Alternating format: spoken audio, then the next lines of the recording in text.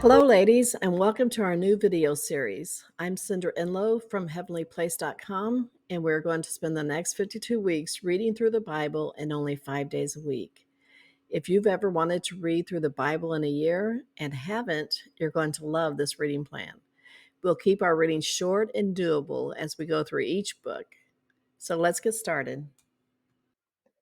Hello, everyone. Today is day 4, Noah and the flood. But as you can hear, my voice is not up to par. So, what I thought I would do is just put up the readings for today and then some follow up questions at the end. Hopefully, I'll be back tomorrow. So, you guys have a great day and God bless.